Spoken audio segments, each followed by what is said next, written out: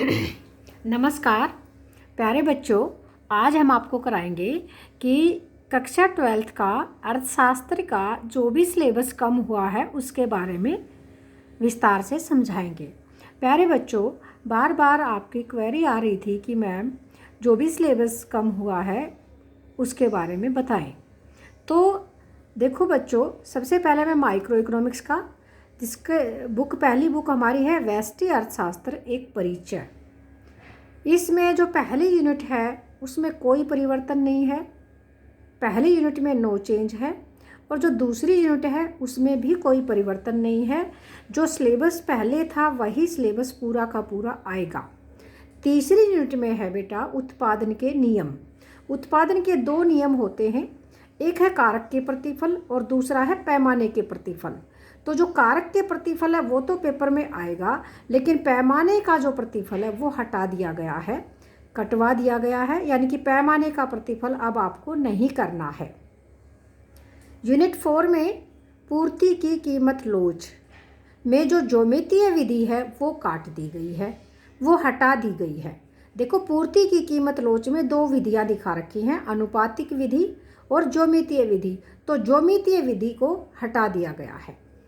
Unit 5 के अंदर, unit 5 में जो बाजार है, मार्केट का जो पोर्शन है, उसमें पूर्ण प्रतियोगिता और एकाधिकारी प्रतियोगिता, जो एकाधिकारी है, एकाधिकार से क्या अभिप्राय है, और पूर्ण प्रतियोगिता, वो दोनों आएंगे। लेकिन एकाधिकार के अंदर जो फर्म का अल्पकालीन संतुलन है वो हटा दिया गया है। देखो, एकाधिकारी फर्म का अल्पकालीन संतुलन हटा दिया गया है, डिलीट कर दिया गया है।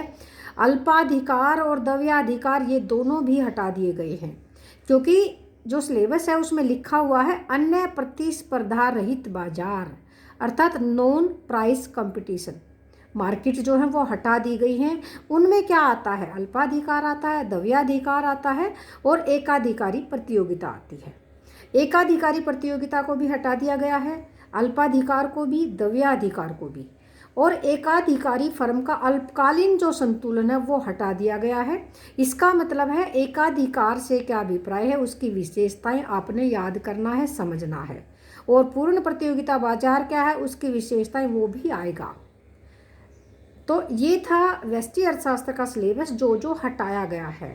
अब हम बात करेंगे मैक्रो इकोनॉमिक्स की, यानी कि आपकी सेकंड बुक समष्टि अर्थशास्त्र एक परिचय। इसमें क्या है, पहली यूनिट में है नो चेंज, यानी कि पहली यूनिट में कुछ भी नहीं हटाया गया है। और जो दूसरी यूनिट है उसमें मुद्रा नीति के उपकरण, अर्थात मौद्रिक नीति के उपकरण, मौद्रिक नीति जो केंद्रीय बैंक के माध्यम से अपनाई जाती है, तो मौद्रिक नीति के जो उपकरण हैं वो हटा दिए गए हैं। तीसरी यूनिट में, तीसरी जो यूनिट है उसमें कोई परिवर्तन नहीं किया गया है, वो एज इट इज आएगी। चौथी यूनिट है उसमें भी कोई परिवर्तन नहीं है। अब है मैक्रो इकोनॉमिक्स की 5वीं यूनिट। इसमें विनिमय दर प्रबंधक अंतर्राष्ट्रीय अनुभव। ये क्या है कि देखो, विनिमय बाजार, विदेशी विनिमय बाजार और विनिमय दर का निर्धारण, ये दोनों आएंगे। देखो बच्चों, विदेशी विनिमय बाजार क्या है, उसके रूप वो आएगा। विनिमय दर, विदेशी विनिमय दर का निर्धारण कहाँ होता है, कैसे किया जाता है, इसकी 3 प्रणालियाँ हैं, शिथिल विनिमय दर प्रणाली, नम्य विनिमय दर प्रणाली और तृतीय विनिमय दर प्रणाली, या इसका मतलब है प्रबंधित विनिमय दर प्रणाली, यानी कि इसमें थोड़ा बहुत चेंज हो। लेकिन ये तीनों प्रणालियाँ तो आएंगी। यहाँ पर एक और है कि विनिमय दर प्रबंधक अंतर्राष्ट्रीय अनुभव, जो विदेश हैं, जो दूसरे देश हैं, वो विनिमय दर का प्रबंधन किस प्रकार से करते हैं, और दूसरे देशों से और हमारे देश का जो विनिमय दर का जो प्रबंधन है उसके संबंधित जो भी अनुभव हैं उनसे हमें इसमें कोई लेना देना नहीं है, वो हटा दिया गया है। कि अंतर्राष्ट्रीय स्तर पर अगर हमसे कुछ पूछ लिया जाए कि विनिमय दर आपके देश की या दूसरे देशों की, जैसे इंग्लैंड से पूछ लिया यूरो, जैसे यूरो का क्या रोल है। देखो, जो यूरोपियन यूनियन के जो देश हैं उन्होंने एक अलग से करेंसी अपनी अपनाई है, यूरो, वो साझी मुद्रा है। तो इस तरह की कुछ बातें अगर वो हमसे पूछना चाहे तो अब नहीं पूछ सकते, क्योंकि अंतर्राष्ट्रीय अनुभव हटा दिया गया है। खुली अर्थव्यवस्था में आय का निर्धारण। प्यारे बच्चों देखो, जब बंद अर्थव्यवस्था होती है तो आय का निर्धारण कैसे होता है? C+I+G। खुली अर्थव्यवस्था में आय का निर्धारण होता है, देखो यहाँ मैं तुम्हें क्लियर करके बता देती हूँ, C+I+G। C होता है उपभोग, I होता है निवेश और G होता है सरकारी खर्च। ये होता है बंद अर्थव्यवस्था के अंदर। और खुली अर्थव्यवस्था में आय का निर्धारण कब होता है? जमा में X माइनस M। अगर हम इसको ये कर देते हैं तो X माइनस M यानी कि शुद्ध निर्यात। तो खुली अर्थव्यवस्था में जो आय का निर्धारण है वो नहीं आएगा, यानी कि आयात निर्यात का पोर्शन हटा दिया गया है।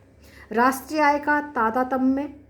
तादात्म्य का मतलब है डिटर्मिनेशंस ऑफ नेशनल इनकम। कब? खुली अर्थव्यवस्था में। यानी कि खुली अर्थव्यवस्था में जो ओपन मार्केट होती है उसमें राष्ट्रीय आय का निर्धारण कब होता है? जब आयात और निर्यात को शामिल करें। तो आयात और निर्यात को यहाँ से हटा दिया गया है।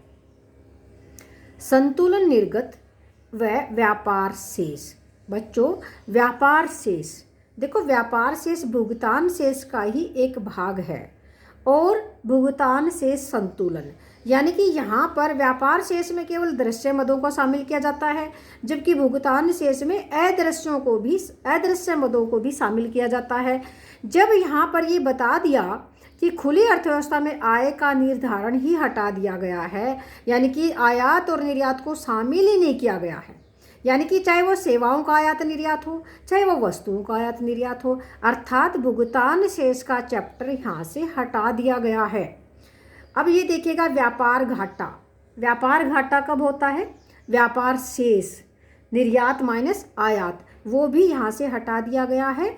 और बचत व निवेश, जो भी बचत व निवेश दृष्टिकोण थे वो भी यहाँ से हटा दिया गया है।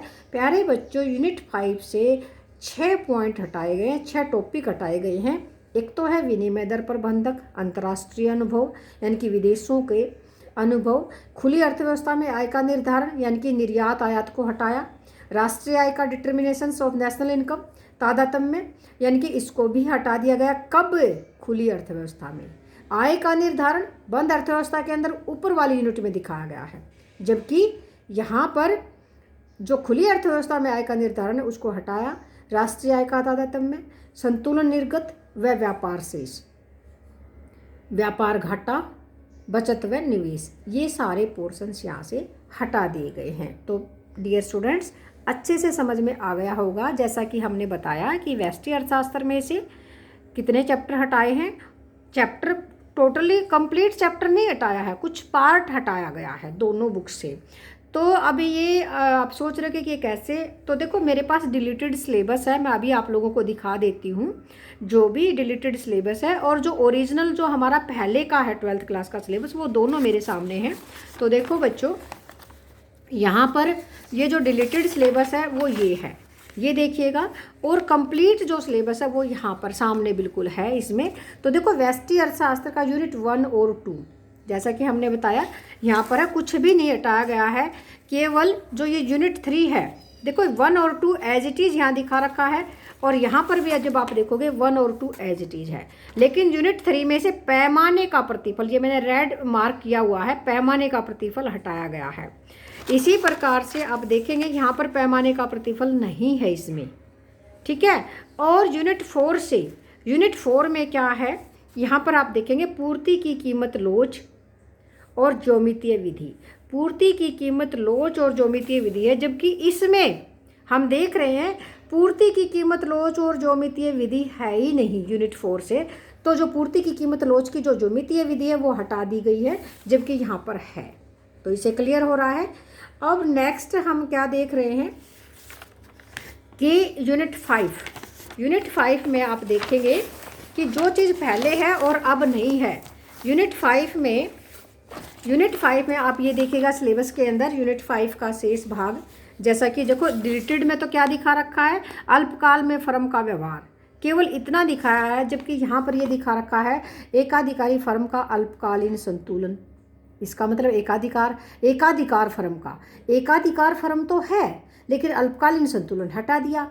अन्य पूर्ण प्रतिस्पर्धा रहित बाजार, अन्य पूर्ण प्रतिस्पर्धा रहित बाजार का मतलब द्रव्याधिकार है, अल्पाधिकार है और एकाधिकारी प्रतियोगिता बाजार, ये सब हटा दिए गए हैं। अल्पकाल में फर्म का व्यवहार यहाँ पर भी है और यहाँ पर भी है। तो प्यारे बच्चों, ये आपने देखा कि माइक्रो इकोनॉमिक्स का बिल्कुल प्रूफ के साथ मैंने आपको बताया क्या हटाया है और क्या नहीं हटाया है।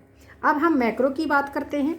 मैक्रो में दूसरी जो भाग है, सेकंड पार्ट हमारी बुक का, तो पहली यूनिट में कुछ नहीं हटाया, दूसरी यूनिट में देखो मनी एंड बैंकिंग में मुद्रा नीति के उपकरण यहाँ पर है जबकि यहाँ पर नहीं है। आप देखेंगे यहाँ पर आप देख रहे हैं, ये देखिएगा आरबीआई है और ये देखिएगा बैंकिंग पद्धति द्वारा मुद्रा सर्जन और आरबीआई, जबकि यहाँ है बैंकिंग पद्धति द्वारा मुद्रा सर्जन और मुद्रा नीति के उपकरण यहाँ बीच में है जबकि यहाँ नहीं है। तो ये मौद्रिक नीति के जो उपकरण है वो हटा दिए गए हैं। नेक्स्ट अब हम देखेंगे कि ये देखिएगा नेक्स्ट हमने यूनिट 3 देखी, 4 देखी और 5 यूनिट में, यूनिट 5 में विनिमय दर, ये देखो प्रबंधित तृतीय, यहाँ पर आपने देखा प्रबंधित तृतीय के बाद कुछ भी नहीं है डिलीटेड सिलेबस में, जबकि यहाँ पर है विनिमय दर प्रबंधक अंतर्राष्ट्रीय अनुभव, ये हटा दिया गया है।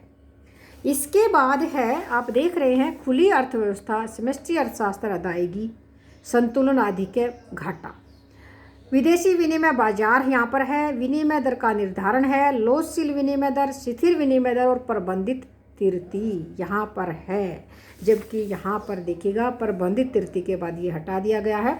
और जनवरी में कुछ भी नहीं दे रखा, पिछले अध्याय में वर्णित न्यूमेरिकल प्रॉब्लम्स को हल करने का अभ्यास है, जबकि यहाँ पर जनवरी में क्या दे रखा था कि खुली अर्थव्यवस्था में आय का निर्धारण, राष्ट्रीय आय का तारतम्य, संतुलन, निर्गत, व्यापार शेष, व्यापार घाटा, बचत और निवेश, ये सब हटा दिया गया है।